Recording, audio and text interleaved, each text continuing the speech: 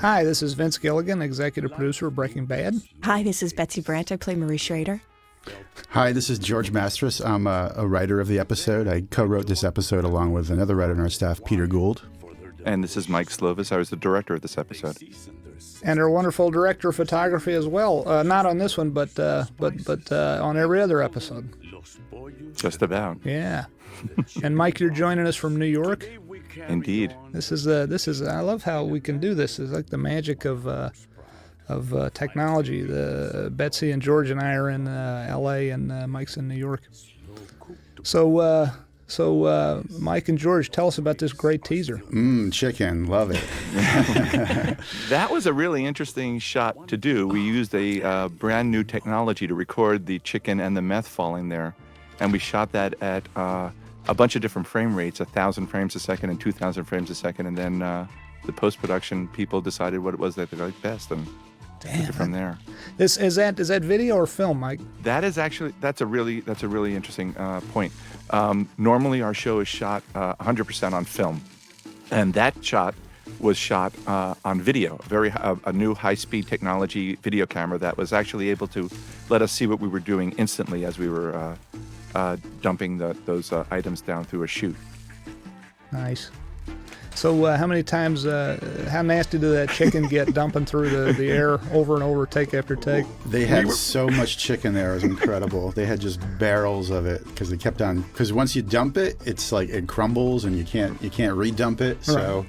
Right, and we don't want the broken bits falling through, so we cleaned it up, and we basically did that, George, all day, right? I mean, because they really had to get it was really tough to get the chicken dump right because, as you said, you don't want the little bits, and there was a screen to prevent little pieces, and so we'd review it, and it'd be like, well, there's just too many little pieces. You want the big chunks, and so it was definitely a project. And in real time, each of those dumps only took about a second or a second and a quarter. And we'd play it back and stretch it out to about 20 seconds. Man, right. That's cool. Talk about bad smells. Talk about how bad this place smells where you guys are shooting the chicken factory here. It smells like chicken crap. Yeah, ammonia everywhere, especially after it rains. Oh, nice. Baked in the heat yet. Because that's a closed down. That used to be, the folks who own it are very, very nice and been very hospitable to us. And but that is on the southern edge of Albuquerque, and it used to be a chicken breeding or I guess egg laying. An egg processing plant. That's what it was. It's an egg processing plant, but it's sort of mostly closed down now, I think. Yeah. Yeah. But it's beautiful. I mean, it's in a worn sort of way. It's for creepy. artwork. It's very beautiful. creepy, which is. It's closed down, but it still has the smell? Has the smell. I think that just years of dumping chicken dung. I don't know if dung is the right word, but. I think that's inappropriate. Next to it, and it just the smell scat? Or is that a hunting term? I don't know. So here we have the lovely Brian Cranston and the even lovelier Aaron Paul. And Brian in his most comfortable state there in his underwear. We keep writing him to keep his pants on, but he keeps taking them off. It's weird. Even during readings and everything. Come on, man. So what was it like? Mike, directing these guys? Well, it was wonderful. It was the first episode I directed there, and I was welcomed into the acting family very warmly. It was great. It's nice to have you. It was great. I mean, this was an especially interesting episode because so many season arc turns happened, and I think it was very fortuitous that I did it because I know the actors so well, and they were very trusting of me, and it was just a great experience. Wow, you did a great job, man. This is and George, you and Peter Gould, the other wonderful writer who co-wrote this with you, who is not here today, did such a good job writing this thing. Oh, thanks. It was a pleasure, and like Mike said, I felt like the episode, it really gave all the actors a chance to shine in different ways. I mean, and that really came through, and Mike's directing of the actors really came through. Wow. You're covering this. All of you guys write more than one episode, but you're covering this one in particular today because you were on the set for a lot of this particular shoot. Is that correct? That's right. Yeah. So you were watching. This is this Super Lab, by the way. What an amazing set. It's beautiful. I love that thing. Just Mark Freeborn and W. Gilpin are great production designer and great construction coordinator, and their crews did a wonderful job building that thing. That is a completely built set on a soundstage in Albuquerque, New Mexico, and it looks absolutely like a real chemical facility. Just really wonderfully done. And that brings up a good point as well, Vince. I think that this show especially, there's a unique partnership between the writers and the directors that happens on the set, and the actors as well. I mean, it takes all of us to sort of, really pull everything out of each of the script. It's a wonderful, wonderful way to work. It is. It's such a collaboration. As are movies and television. It's a wonderful art form because it's so. You have the best people in the world. You find the best people you can, and in our case, and I'm biased, of course, but we got the best damn crew in the business, and you find all these wonderful people, and you put them together, and it's what's that expression when the pieces are actually the whole is greater than the sum of the parts. It's synergistic, I guess. It's just with the wonderful acting and the wonderful writing and directing and unique to our show. I mean, this scene that we're looking at right now is a great example where two people are speaking, but everyone's working. And you can see reactions to the complex story from everyone here. That's true. And speaking of which, there's the lovely Betsy Brandt.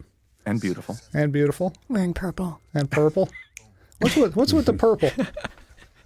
Marie loves purple.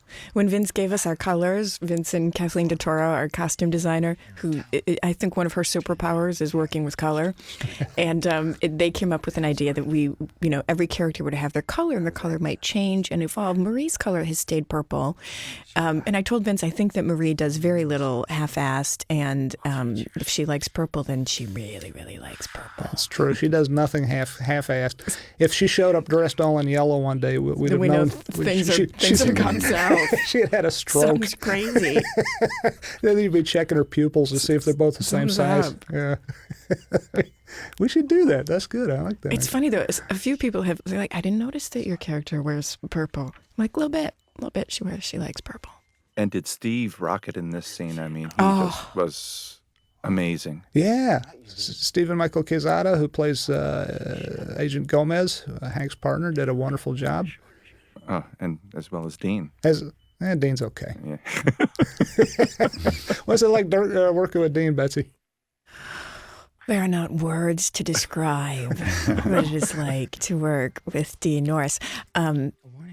Sometimes, I just look at Dean when he says something that might surprise some people, and I just say, it is my honor and my pleasure to play your wife on television.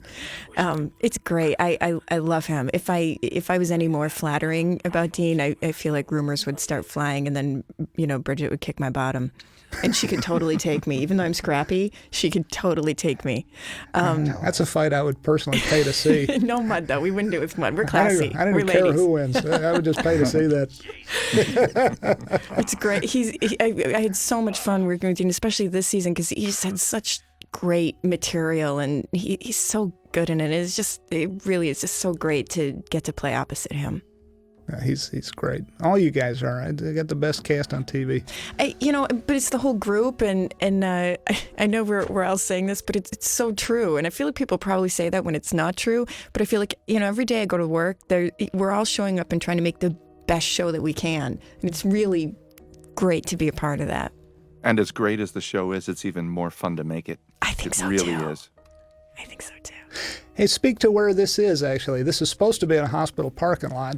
Right. Indeed, but it's the parking lot outside of our soundstage. Yeah. Right behind, and we did everything we could to avoid seeing the buildings. Although you can see a little bit in the upper left-hand side there. Is that the mill building, or is that the mill building? Yeah, that's where they W. Gilpin and his crew cut all the wood and hammer all the nails and build all the flats and stuff like that. And then you get this high and wide shot coming up that I love, and it's a beautiful shot. Did you go up on a big cherry picker or something for this thing coming up? We did indeed. We went up on a cherry picker to sort of express the loneliness at that point. And cherry picker's not built for putting a camera on, so you guys and we don't have the money always to get like a Titan crane or some purpose-built thing. So There we go. Yeah. So how do you keep the thing from rocking? You just stand very still on it? You wait for the winds to die down and then you go. And it was windy that day, I recall. Windy Exactly. and And we've done this a lot. I mean, we had in season 2, we had that high wide in the desert, and we had to wait as well. Right. Mr. Paul. Oh, I love this actor. Oh, me too. I love Jerry Burns. I love this guy. He is so good. I remember him from years ago on a sitcom called Dear John with Judd Hirsch. And he's this guy's like Brian. This is a guy who's been around and done it all and can do anything. This guy can do comedy, drama, anything in between. Didn't you have a sitcom with Hope Davis? Yeah, that's what I remember. Okay. I think so. Okay. And he's a very wonderful guy, and he just, the guys who can do comedy, like Brian, like any of you guys, and all you male, female actor, actress, and anyone. My theory is if you can do comedy, and I'm no actor, but so this is a layperson's theory, but if you can do comedy, you can do anything. Dying is easy. Comedy is hard. Yeah. But like with Brian, seeing Brian start off and.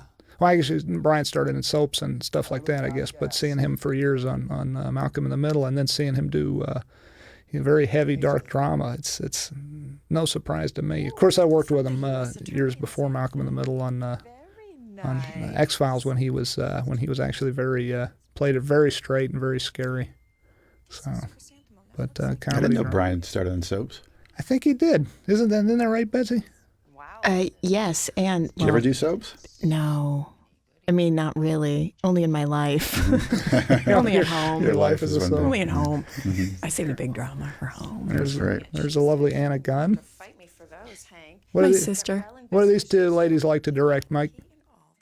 A joy in every sense of the word. They were just great. I mean, it was just a lot of fun. I mean, I've directed before, but this was the most fun I've had directing. It was just I was great. so glad that you were doing this episode, Michael, because I had some great stuff in it, and I was just, there's Mark Harley. Yeah, I love this guy. Me too. He was great in Election. He was. Wasn't he? Yeah, he was Matthew Broderick's teacher buddy, who was having the affair with Tracy Flick, and then. I actually know him from theater. He does a lot of theater.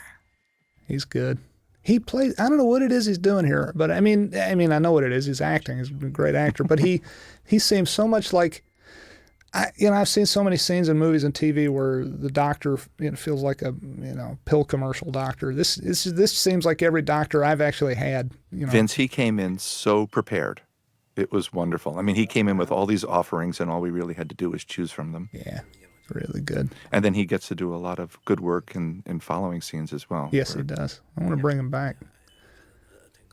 I love his shoes coming up in this next scene, too. He's got like a pair of sneakers on, and somehow it was just the right choice from Kathleen DeToro, our wonderful costume designer. It just like somehow you pictured black shoes on a doctor, except you only do that because, I'm speaking for myself anyway, because you're picturing doctors you've seen, as I say, in TV and movies. And of course, in real life, they do wear sneakers because they're walking on their feet all day. Yeah. And so it was the right touch.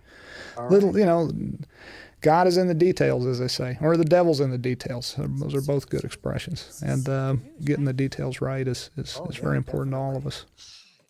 And interesting, this is a reworking of our high school set as well, because of our expansive budget. Where everything has to multitask. That's right. These are all indoor sets at Q Studios. Mm-hmm. And beautiful studios. Yeah. This lady did a nice job too. I thought so too. Beautiful. Yeah. When does he start physical therapy? So George, what about anything about these scenes, writing wise? Yeah, I mean, it's this scene here is all about, it's easy to write something and have people be screaming at the doctors that the insurance is not being covered, but it's all about what you do in reality and the sort of the subtle push and just the frustration these two ladies are feeling now because Hank is not getting full coverage on the insurance. And Betsy, I love what you're doing here, because it's just trying to keep it together and actually keeping it together, and yet letting a little bit leak out, a little bit of this. Exactly. Thank you. Was this hard? Was it harder or easier? Sorry, see, this is where I'm like, I get sucked in watching the show. I'm just sitting over here in my mind. Is it harder or easier doing the emotional stuff? It's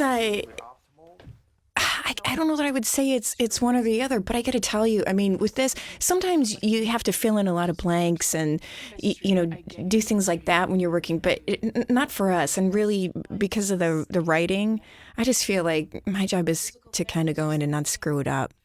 So it's like I feel everything that I needed that day was there, and it's fun. It was so fun to work with Michael, and then I could have done this all day. I could have worked on this scene alone all day. I mean, it was just fantastic. Unfortunately, we had an hour and a half to do this. we were a little short on time. Okay, now let's move on. Let's go. We were a little short on time, but that happens. But I mean, I'm really, really happy with it. Oh, that doesn't happen often, does it? No. That's a joke. Yes. No. But there's something good about that as well, which means that you have to come in prepared. You have to know where you're going to go, and then we decide and we do it and we move on, which is